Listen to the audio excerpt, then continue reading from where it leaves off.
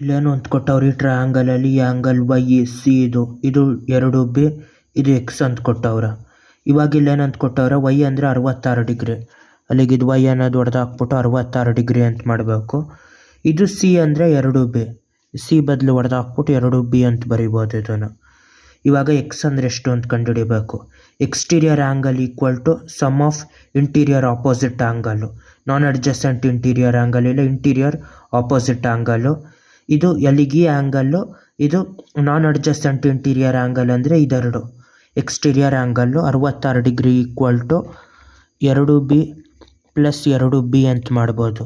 ಅಲ್ಲಿಗೆ ಎಷ್ಟಾಯ್ತಿದ್ದು 66 degree equal to 4B ಅಂತ ಆಯ್ತದ. 4 ಕಡೆ ಹೋದ್ರೆ 66/4 ಈಕ್ವಲ್ ಟು B ಅಂತ ಆಯ್ತದ. ಇವಾಗೇನು ಇದನ್ನು ಡಿವೈಡ್ ಮಾಡ್ಬೋದು ಎಷ್ಟು ಅಂತ. 4B ಅಂದರೆ 2 ಇದು 33 B ಅಂದರೆ ಎಷ್ಟು ಅಂದರೆ 33/2. ಇವಾಗ ಎಕ್ಸ್ ಅಂದರೆ ಎಷ್ಟು ಅಂತ ಕಂಡುಹಿಡಿಬೇಕು. ಎಕ್ಸ್ ಅಂದರೆ ಯಾವ ಥರ ಕಂಡುಹಿಡಿಯೋದು, x plus 2B equal to 180 degree ಆಯ್ತದ. ಹಂಗಾಗಿ x plus 2B equal to 180 degree. ಯಾಕೆಂದರೆ ಇದೆರಡು angle on a straight line, straight line ಮೇಲಿರೋ ಆ್ಯಂಗಲ್ಗಳು. ಅಲ್ಲಿಗಿದು ಎಕ್ಸ್ ಪ್ಲಸ್ಸು 33/2B ಅಂದರೆ 2 times of 33/2 equal to 180. 2 cancel ಆಯಿತು.